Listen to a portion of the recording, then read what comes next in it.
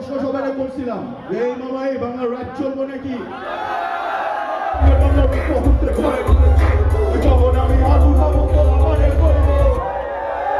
অবশেষে কাঙ্ক্ষিত সেই ব্ল্যাক জ্যাং, তাকে দেখার জন্য অধীর আগ্রহে বসেছিলাম। ফাইনালি সে আমার সামনে স্টেজে উঠতেছে।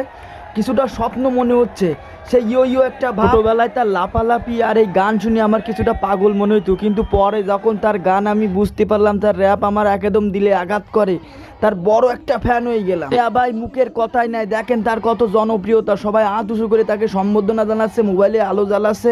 বড় একজন সুপারস্টার বাংলাদেশ। বনবাসী মানুষদের সাহায্য করার জন্য বরিশাল বিএম কলেজে এই অনুষ্ঠানে আরও অনেক শিল্পী সমাগম ঘটেছে।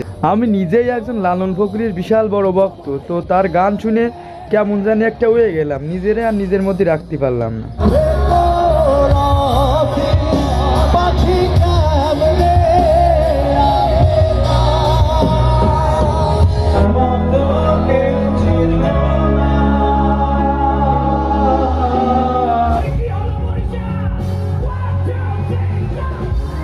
পেছল না পারি, ডাইরেক্ট গানে শুরু করি। Let's go.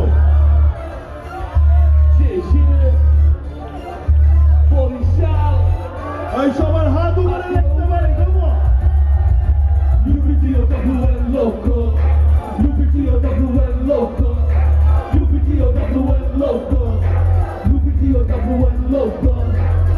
বরিশাল ভাই ব্রাদার, আজকে আমরা কনসার্টে আছি, সবার একটা চিৎকার শুনতে পারি।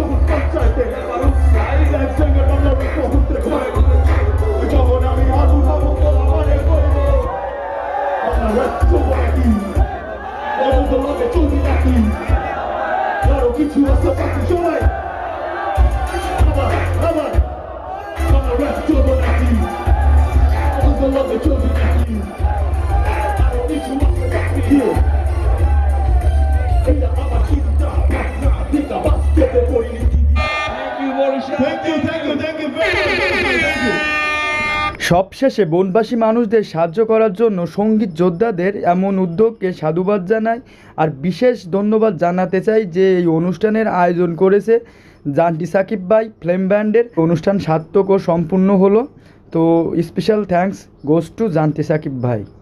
আপনাদের সাথে আবার দেখা হবে কোনো এক শোতে। This is mister Imtiaz Ahmed Kabu signing off. Good night, আল্লাহ হাফেজ।